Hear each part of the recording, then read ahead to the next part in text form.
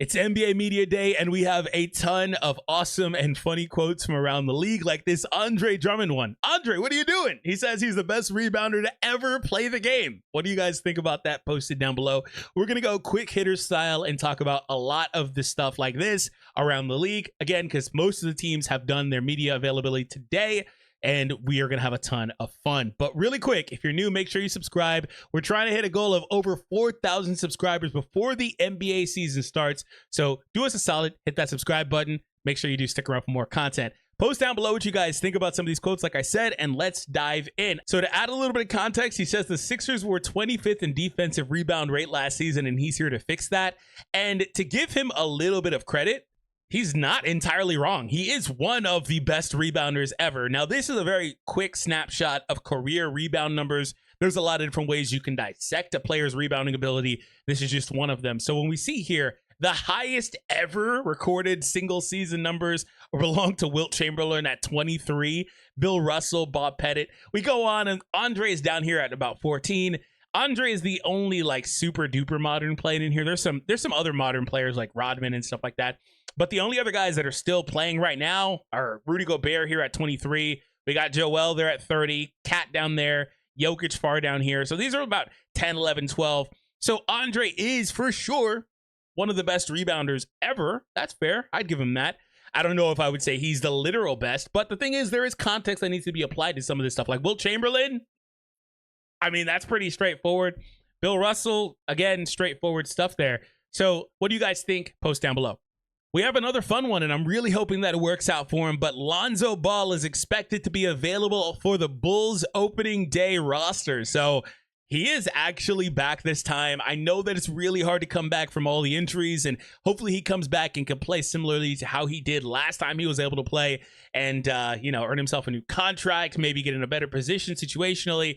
I actually really am hopeful for him because he was able to develop his game, develop that shot, even though his form is still kind of wonky. It's not as wonky as it once was. And I'm looking forward to Lonzo Ball making a return to the NBA, and hopefully he can do so. In fact, on that matter, I'm not going to pull it up, but I did see a post also saying that Lonzo says he basically has 2 new knees. So that is like kind of cause for pause. I don't know if I like that, hearing that, but if it works out, then I'm all for it, right? Next up is Jonathan Isaac. He said he gained 30 pounds this offseason. So it's pretty difficult to put on 30 pounds in an offseason, given that that's only a few months. That is a fat caloric intake spike. So he was eating a lot of food. And I'm gonna be completely honest with you. It's really hard to eat a lot of food that's healthy and get the calories you need to gain that much weight. It's very difficult. So he was probably eating a lot of donuts and stuff like that. But hey, as long as he's able to perform and do what he needs to do, that is perfectly fine. So shout out to Jonathan. Adding some more size, some more bulk should help him out in those positionally matchups where he's up against some of the bigger guys in the league. So that could be a good thing for him. The only thing I'm a little bit iffy about is whenever guys bulk up, whether it's muscle or otherwise, it doesn't matter. Whenever guys add size, sometimes their jump shot can get a little finicky, things like that. So I am curious about that as a spacing big, how that looks for Jonathan. But nonetheless, hopefully it works out. Let's cycle to them Clippers. Per Om Young Misuk, Kawhi Leonard says the inflammation in his knee is something that he could have to deal with for the rest of his career, but he says he and the medical staff have a handle on it and are doing what is needed to keep it from being something that will be an issue down the road. Unfortunately, I have no hope in Kawhi's knees or his health at this point. Unfortunate as it is, he's an amazing player when healthy, but he just can't stay healthy. His body is quitting on him, and we know for a fact that managing it, he's gonna wind up. I hate to say this because it has a bad connotation, but I'm expecting him to miss time, right? I think that's fair. I think that's obvious. I think that's a very straightforward thing to say. I just don't like to say it, right? But unfortunate for Kawhi, but it is what it is. I talked about previously in a video what the Clippers' expectations even should be this year because I don't think they have their pick this year. They are in a new arena where they obviously want to get butts in seats. Okay, that's fine. They lost PG. They're barely like on the fringe of making the playoffs, so I don't really know what the expectation is. If Kawhi misses any time, they're going to basically be in a position where they might as well bottom out. But like I said, I don't think they have their pick, so I don't really know what they're doing this year.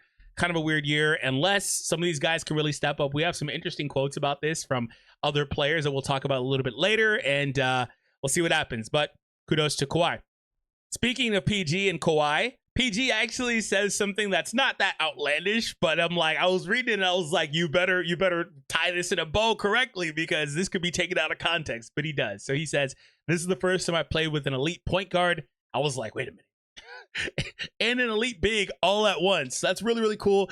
Also, I love the high praise for Maxey. Maxey is one of my underrated players next. I don't know if he's underrated, but he's probably better than most people think he is. He's definitely there, in my opinion. And he's one of the guys that I'm really looking forward to having a big season next year. Obviously, with Joel, that's the two piece that he's talking about here. So I'm really excited about what the Sixers could potentially be next year. And they look like they're going to be awesome.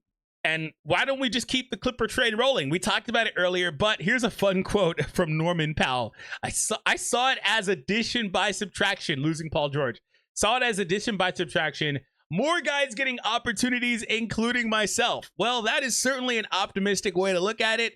And that's what they're going to have to do. It's going to have to be a by committee situation because they've got a lot of guys that can do something with the ball, but they don't have a lot of guys that are great with the ball. They don't got a lot of guys that are going to be out there giving you 25 points a game. They've only really got two that are able to really, really do that. So the team's going to be, I feel like they're going to have to be more system oriented. I love Ty as a coach and I like his offensive systems. I think this roster would be super good under Spoelstra. That's not to say Spoelstra is better or anything like that, but I just think the Miami system with this roster would kind of cook. What do you think about that? Post it down below. I think Spo could get the most out of it. But the unfortunate thing about these guys is they play in the West. That's the real issue here, is there's not really a chance for a phantom run because they play in the West. And the West is so crazy stacked from almost top to bottom. So that's kind of the real issue here. Speaking of Spo and the Heat, so Jimmy didn't troll this time. He came back with the braids, so no trolling this time. I believe he trolled the last 2 media days. So no trolling from him. Also, Joel, back on Joel and the Sixers here. Joel says he's lost 25 to 30 pounds this summer. So here's the thing about this. I think this is amazing. Anytime you get the opportunity to take some weight off of those joints as you're running up and down that court, especially for a big dude like him, it's expected to play the way that he is. It doesn't matter. He could have probably lost 45, 50 pounds and still been able to play the way that he plays, right? I wouldn't expect him to do that. I wouldn't want him to do that. That's a bit of an exaggeration. But I think this is actually really good for him. And it hopefully will help him, again, with less grind on those joints, be able to sustain health, because that's one of the big things for these guys. They got their third star, assuming that Maxey continues his upward trajectory and doesn't fall off in any sort of way, right? And Paul George is able to have some longevity, which I think he will, because his game is more of a skill-based game, and that type of stuff ages pretty well. That being said, the time is now. The time is now. Joel is so hurt that I don't know how long the Sixers window truly is. You may only have a few years, because at some point, probably, anyway, I don't want to act like I'm prophesying here. At some point, it's possible that that bill comes due for all the injuries Joel has had throughout his career. I don't really know. We'll wind up seeing what happens. So I think now is the time. You've got to do everything you can to be healthy come playoffs and really, really put your best foot forward and try to win it. It is what it is. So kudos to him. I think this is probably a bit overdue, to be honest, but I like it from him. Moving on a little bit more, Joel, we got to do whatever it takes to make sure that I'm in the postseason and I am healthy there. This year, there's no agenda. There's no all-star. There's no all-NBA.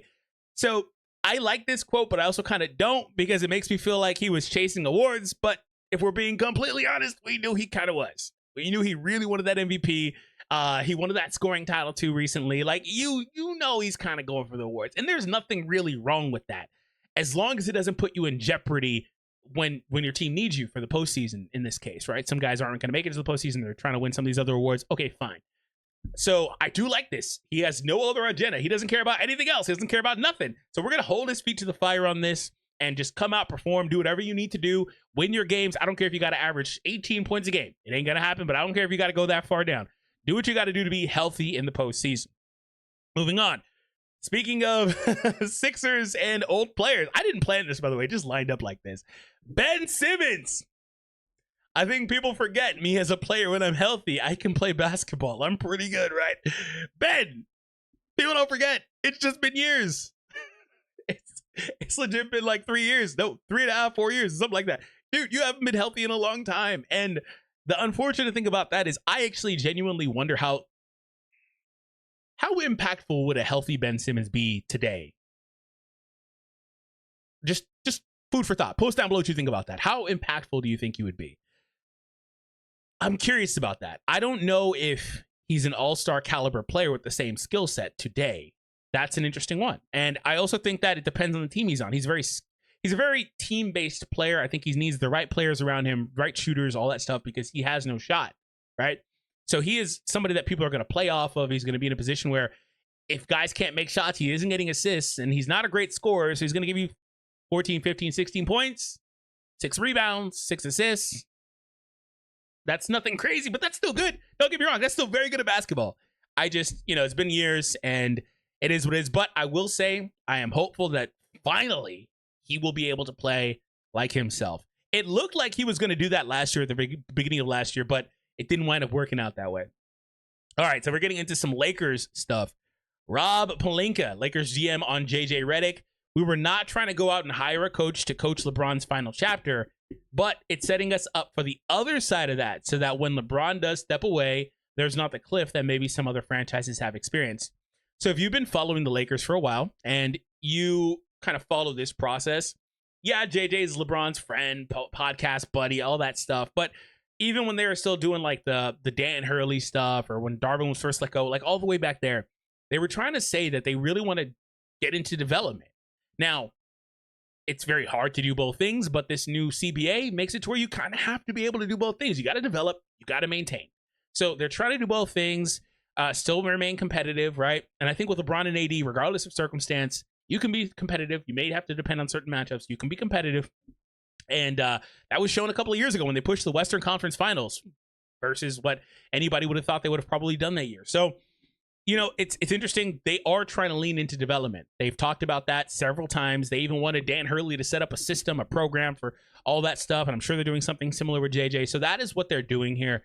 They wanted a coach that would not be for the LeBron era, but just in general that they can have. They've been looking all the way back since Luke. They have been looking for somebody that they can keep for a while that they don't have to drop. And they keep running into different reasons why they have to drop a certain coach. Maybe they're not doing this. Maybe they're not doing that. And they've been looking for somebody they can hold on to. They don't want to keep hiring different coaches. Jeannie has said so much in different interviews and stuff like that. So they're looking for their guy. Hopefully it's JJ. That being said, let's move on. So Dame, this is a funny one. Glorilla shot her shot at you. Are you going to give that any attention or any action is what the reporter asked him. I'm pretty sure Dame is married. Actually, no, he got divorced, didn't he? I think he got divorced. I don't keep up with that side of basketball. I think he did. Post down below. So that's a little fun one. We're going to cover the Jonathan Isaac story. So speaking of Lakers stuff, no matter how Bronny turns out in the NBA, you have to admit this is one of the most incredible stories in NBA history. And I've got to agree. Some people are going to still scream nepotism, more power to you. That doesn't matter. Even if it is, it doesn't matter. Still one of the coolest things ever that this is a thing. And they're on the same team. It's incredible. It truly is. Only the staunchest haters will still hate. Maybe that's you listening. So, here's the quote I talked about earlier. Lonzo, I pretty much have a brand new knee. Oh, a brand new. I'm sorry. I read it as 2 brand new knees. So, a brand new. My bad. Here's another one I thought was really interesting. Alex Caruso is the oldest player on the OKC Thunder roster at 30 years old. Wow. So that is interesting because they're going to be in a position to try to win it all this year. And adding Caruso and Hartenstein was massive for this team, and they're going to really, really push for it. And I think they can do it. I actually think they can do it. I think they're good. They're super good. They've been for a while. They've developed this team. They've got a superstar player there. They've got some other guys that are really close to being all-star caliber, in my opinion, in Jalen Williams and Chet. And Caruso is one of the best plug-in guys you can have in the entire league. One of the best defensive players in the league, too. I love him, and he's going to fit amazingly. Hartenstein looked amazing last year for the Knicks. He was actually low-key super good for the Clippers, in my opinion, too. Before that, I love this team. They're in a position to win it all. So it's interesting, but it's also really interesting that they're doing it with the oldest guy on the roster being 30 years old. There's no like 35 or 34, 33. They're 30. They're young. So that means that for the next few years, at least, they're going to be in the same position to try it over and over and over and over again. That is really, really interesting to me. So we've covered everything that I had for today. This was a ton of fun to do. If you enjoyed it, make sure you hit that thumbs up and subscribe to the channel if you're new, of course.